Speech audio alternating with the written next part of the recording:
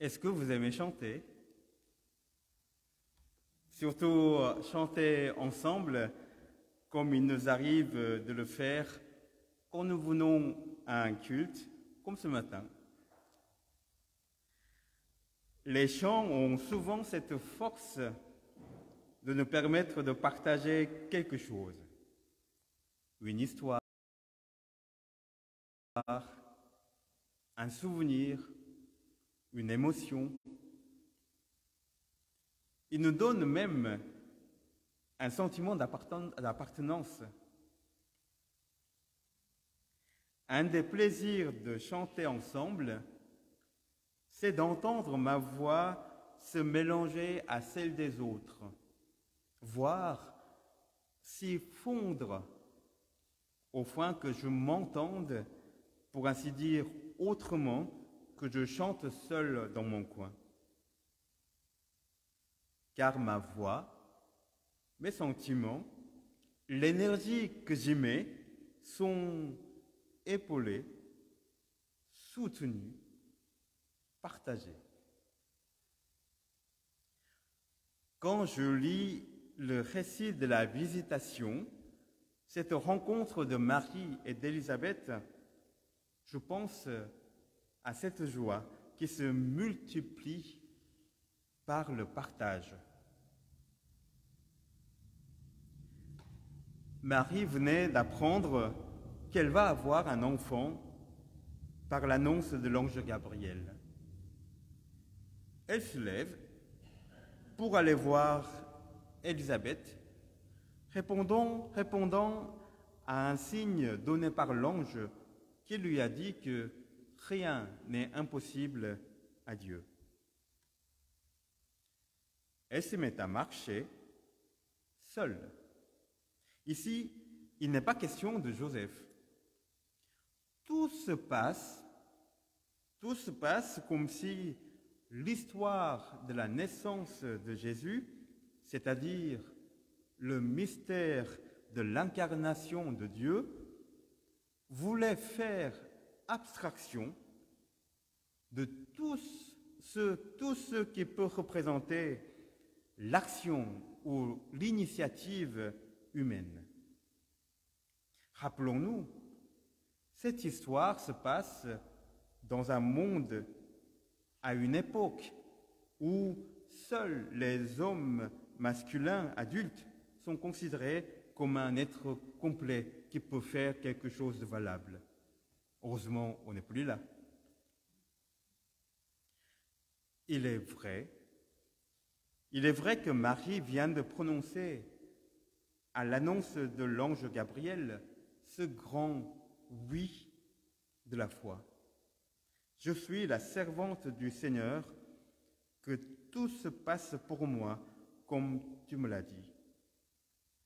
Un oui que l'Église considérera par la suite comme l'ultime réponse juste qu'un être humain puisse prononcer devant Dieu, comme un exemple qui inspire tous les chrétiens. Mais au fond, qui était Marie? Une jeune fille d'un village insignifiant dans un pays occupé, c'est-à-dire une personne de peu d'importance dans son contexte. C'était une femme enceinte avant le mariage, c'est-à-dire une personne menacée par le rejet, voire la mort. Marie quitte la Galilée, traverse la Samarie, se rend dans le pays de Judée. Une marche de quelques jours, seule. De quoi voulait-elle faire part à Élisabeth?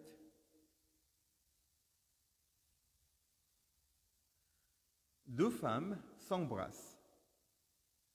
Marie salue Élisabeth et elle n'a même pas le temps de prononcer quoi que ce soit, ni des mots de félicitations, ni des mots d'angoisse, de peur, ou le récit de l'annonciation troublante de l'ange Gabriel. C'est Élisabeth qui prend la parole, comme si elle annonçait une nouvelle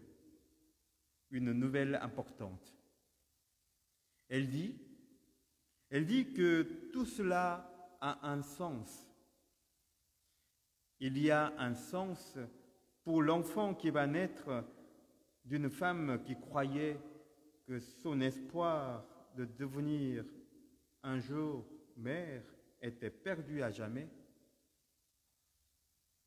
Et il y a un sens pour l'enfant qui va naître d'une jeune femme qui ne comprend pas ce qui lui arrive.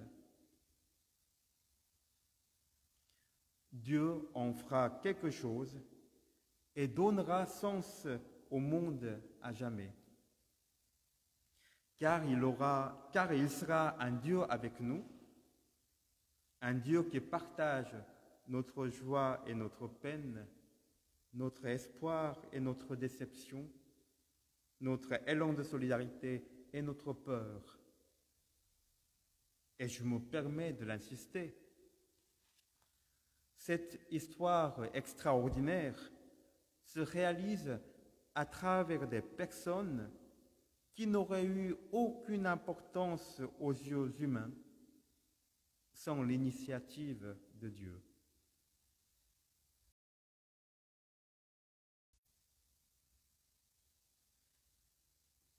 La joie provoquée par la salutation entre deux femmes se multiplie encore plus. On dirait que les enfants aussi se saluent mutuellement. La petite salutation initiale de Marie résonne dans les cœurs d'Élisabeth et des enfants et se transforme en une harmonie à 4 voix. Élisabeth sent son enfant tressaillir d'allégresse dans son ventre. L'enfant de Marie lui fait pousser aussitôt un chant de joie, le Magnificat. Comme si ce chant merveilleux ne pouvait sortir qu'à partir d'un arrière-fond de quatuor. Il serait dommage et imparfait de voir dans le cantique de Marie un simple renversement de situation entre les puissants et les faibles, entre les riches et les pauvres. Ce renversement de l'ordre du monde est plutôt une image ou une représentation d'un avenir promis à la fin des temps, c'est-à-dire le rétablissement total de la création. Il décrit l'avènement de l'espérance en temps de Dieu. Un jour viendra où il n'y aura plus de riches ni de pauvres sous le regard de Dieu, où il n'y aura plus de persécuteurs ni d'opprimés. Un jour viendra où tout cela n'aura plus aucun sens. Nous serons toutes et tous simplement enfants de Dieu, partageant la même joie d'être devant Dieu. Marie chante que cette grande réconciliation de la création est déjà commencée dans le projet de Dieu dont elle est un des témoins privilégiés. Lire l'histoire de Marie, se souvenir d'elle, cela nous amène à cette vérité sur notre vie. Dieu vient habiter au cœur de la vie humaine, surtout là où aucun pouvoir humain, aucune initiative humaine ne peut faire quoi que ce soit. Il vient au plus profond de notre existence et il y promet ses merveilles.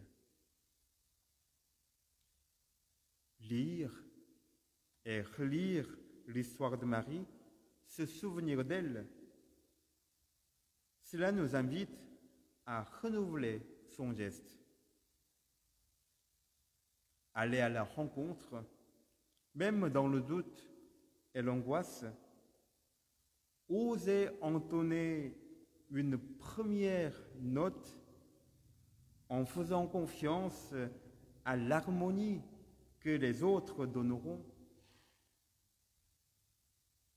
Partager ce qui est déjà commencé en chacun et chacune de nous pour dire que l'avenir du monde, ce sera lui, Jésus, le Christ. Amen.